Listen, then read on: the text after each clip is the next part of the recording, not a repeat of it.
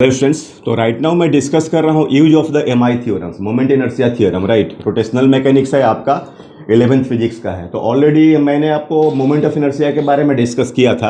अब हम लोग ये जो स्टैंडर्ड जो एम आई है ना, वो तो आपको एज ए रिजल्ट याद रखना। जैसे ये रिंग है तो इसका जो प्लेन के परपेंडिकुलर ये जो एक्सिस आप देख रहे हैं जेड एक्सिस, तो ये तो एम आर स्क्वायर है। ये अगर आपका डिस्क है और इसका एम आर स्क्वायर बाई 2 है, तो ऐसे सब जो रिजल्ट्स हैं वो आपको माइंड में ले लेना है एज ए स्टैंडर्ड रिजल्ट्स। तो आप इसको दिमाग में रखोगे आप लोग। बाकी मेनली क्या है कि जो ये एम आई थ्योरम है ना, इसमें आपका parallel axis theorem, right, parallel axis theorem, और ये दूसरा आपका परपेंडिकुलर एक्सिस थ्योरम, राइट।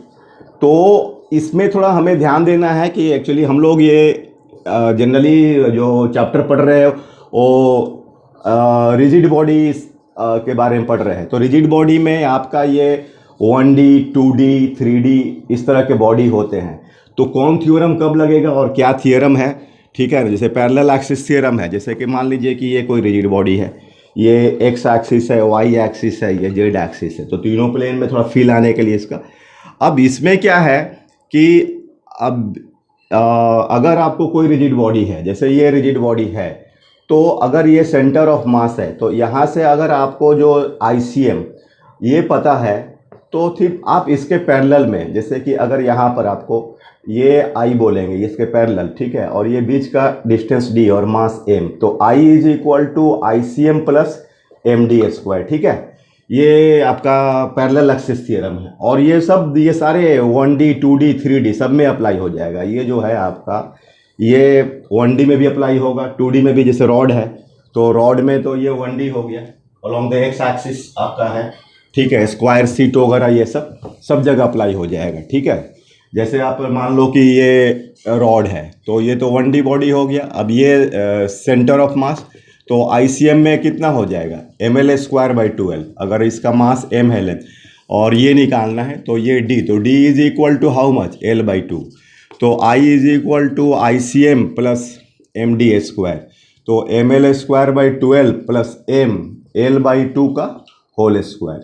तो ये ML square by 12 plus ML square by 4, तो सॉल्व करोगे तो ये ML स्क्वायर बाई 3 आता है, ठीक है। उसी तरह से आपका ये 2D 3D सब सारे अप्लाई, ये 1D में हो गया। अब जैसे कि ये आप स्क्वायर सीट है, तो ये 2D, तो यहाँ भी अप्लाई कर सकते हो। ये आपको लेंथ L है और ये ब्रेथ B है। तो देखो यहाँ तो जो डिस्ट्रीब्यूशन हो रहा है तुम्हारा, वो किस में हो रहा है, B में हो रहा है ना। तो इसलिए यहाँ I क्या हो जाएगा, MB स्क्वायर हो जाएगा बाई 12। तो ये ICM हो गया। अब तुमको ये एज में निकालना है I, तो ये तुम्हारा क्या हो जाएगा, D is equal to B by 2, ठीक है। तो अब ये I इज इक्वल टू तुम लगा सकते हो ICM प्लस MD स्क्वायर, तो MB square by 12 plus B by 2 का होल स्क्वायर, ठीक है। तो ये तुम्हारा MB स्क्वायर बाई 3, राइट। और यूनिट क्या हो जाएगा, kg मीटर स्क्वायर, ठीक है। तो ये आपका 2D का हो गया। उसी तरीके से तुम 3D में भी ले सकते हो, ठीक है। ये 3D में ले सकते हो। तो जैसे कि ये मान लो कि तुम्हारा SS है, SS मतलब solid sphere, right, solid sphere है, ठीक है। तो ये अपना 3D है ना, 3D में आप, तो इसमें देखो अगर ये सेंटर ऑफ मास है, तो अब ये एकदम टैंजेंट यहाँ पर ले रहे हैं और पैरेलल ले रहे हैं, ठीक है। तो ये ICM हो गया, ये डिस्टेंस R हो गया, मास M हो गया। तो इसका जो ICM होता है 2/5 MR स्क्वायर होता है, ठीक है। तो I is equal to ICM plus MD square, right, sorry. तो ये हो गया आपको 2/5 MR square plus MR square, तो this is the 7/5 MR square, right, kg metre square. तो ये आपको अब समझ में आ गया कि ये पैरेलल एक्सिस थ्योरम मतलब ये 1D 2D 3D rigid body system. तो ऐसे आप जब थिंकिंग डेवलप करेंगे, पॉइंट ऑफ थिंकिंग आप डेवलप करना होगा, ठीक है। उसी तरीके से अभी हम लोग आते हैं इसमें आपको parallel axis theorem, perpendicular axis theorem, ठीक है। मतलब ये जो एम आई में आपका ये पैरेलल एक्सिस थ्योरम, फिर परपेंडिकुलर एक्सिस, ठीक है, और फिर हम लोग ये मिक्स प्रॉब्लम, ठीक है ना, मिक्स प्रॉब्लम ऐसा वगैरह, ठीक है, एनालाइज कर सकते हैं।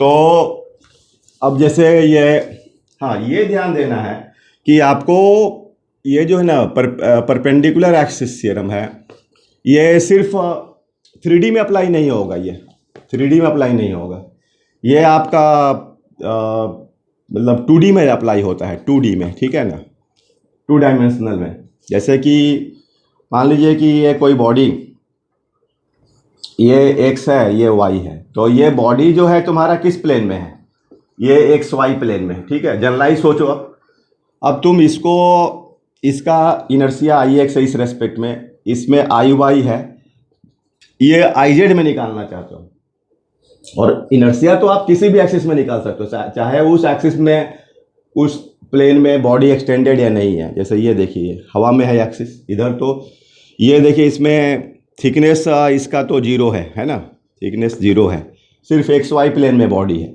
तो रूल बोलता है कि I Z is equal to I X plus I Y. हाँ, ये कब लगेगा, if body is in X Y plane, if body is in X Y plane, right, अगर बॉडी आपका एक्स वाई प्लेन में हो, ठीक है। उसी तरीके से आई एक्स, तो आई वाई प्लस आई जेड, तो ये बॉडी किस में है, वाई जेड प्लेन में, बॉडी जो है वाई जेड प्लेन में। तो देखो ये जो अपना लग रहा है 2D के लिए अप्लाई हो रहा है, right. I Y is equal to I X plus I Z, तो बॉडी जो है, बॉडी ये है तुम्हारा एक्स जेड प्लेन में, राइट, ये बॉडी है तुम्हारा एक्स जेड प्लेन में, ओके। तो ये है आपका कॉन्सेप्ट इसमें। अब ये जो, जैसे अब तुम्हें आइडिया हो गया होगा कि मैं क्या बताना चाह रहा था, कि कैसे कब अप्लाई होगा। तो ये पहले कब किस केस में अप्लाई होना है। अब ये मान लो तुम्हारा डिस्क है, तो इसका आई अबाउट डायमीटर निकालना है। तो अब देखो ये डिस्क है और इसका थिकनेस जो है नेग्लेजिबल है, ठीक है ना। अब इसमें देखो, इसको मान लो आई, इसको भी आई, और ये आई जेड, ये तो तुम्हें पता है, ये mr²/2 होता है ना, ये स्टैंडर्ड है, ठीक है, ये स्टैंडर्ड रिजल्ट में रखना है। इसको आई एक्स आई वाई, तो यहाँ पर क्या देख रहे हो, I X I Y is equal to I, तो देखो बॉडी किस में है, एक्स वाई प्लेन में है, तो I Z is equal to I X plus I Y, ठीक है। तो ये तुम्हारा आई प्लस आई, और ये mr²/2 ये डिस्क का होता है, तो 2i is equal to mr²/2, तो i इज इक्वल टू होगा तुम्हारा mr²/4 kg मीटर स्क्वायर, ठीक है। वो जो मैं बोल रहा था ये 3D में देखो अब नहीं अप्लाई होगा। देख लो आप, जैसे स्फीयर ले लो एसएस, अब ये तुमने ले लिया एसएस, ठीक है। अब ये देखो, ये देखो, और ये देखो, ये आई, ये आई, ये आई, तीनों सेम है, 2/5 mr², 2/5 mr², और ये भी 2/5 mr²। अगर इसमें लगा दोगे तो ये दोनों का सम अलग आ जाएगा, जबकि ये तीनों में आंसर क्या होता है, सेम होता है। ये डायमीटर हो गया, एनी एक्सिस है ना, सेंटर से जो पास करेगा, ये सब सिमेट्रिकल है। तो ये आपका इसमें 3D है ना, तो इसीलिए आपका ये परपेंडिकुलर इसमें नहीं अप्लाई होगा, ठीक है, तो सोचना है। तो ऐसे हम लोग कुछ मिक्स प्रॉब्लम भी देख लो। अब मान लो ये एक स्क्वायर प्लेट है, ठीक है ना, ये स्क्वायर प्लेट है, ये स्क्वायर प्लेट है ना, एम है इसका एक्स है, या एल ले लो। तो अब ये तुमको यहाँ कॉर्नर से एक्सिस पास कर रहा है, इनसाइड इसका निकालना है। तो देखो ये कितना होगा, mx²/2l होगा, ये भी mx²/2l, राइट। और ये जो तो हवा में जो एक्सिस है यहाँ लग जाएगा। देखो ये अभी ये स्क्वायर प्लेट है, 2D है, तो 2D है तो इसमें तुम्हारा दोनों लग जाएगा, परपेंडिकुलर भी लग जाएगा और पैरेलल भी लग जाएगा, ठीक है। तो ये तुम्हारा हो जाएगा ये वाला, ये जो ये एक्सिस जो है अंदर की तरफ, मतलब ये ml²/12, ml²/12, तो दोनों का ऐड हो जाएगा, तो 2 टाइम्स ml²/12, तो ये हो गया तुम्हारा ml²6। अब ये दूरी कितना हो जाएगा, ये तो L/√2L होता है ना, तो बाई 2, तो L/√2 हो जाएगा, तो ये आधा दूरी L/√2। अब देखो ये वाला पता है, अब यहाँ पर तुम पैरेलल लगा दोगे, तो पैरेलल जब लगाओगे तो I is equal to ICM, ये तुम्हारा ICM हो गया, एंड प्लस MD², ठीक है, MD²। तो अब ये जो है ICM प्लस, तो ICM कितना है, I is equal to ICM, मतलब जब भी अप्लाई करो तो एक बार वेरीफाई कर लो कि भाई अप्लाई हो सकता है कि नहीं, हर जगह मतलब ऐसा नहीं कि अप्लाई हो जाए, ठीक है। तो ml²/6 प्लस m L/√2 का, तो ml²/6 प्लस ml²/2, तो LCM 6 ml² प्लस 3 ml², तो 4 ml²/6, तो ये 2/3 ml² kg मीटर स्क्वायर, ठीक है।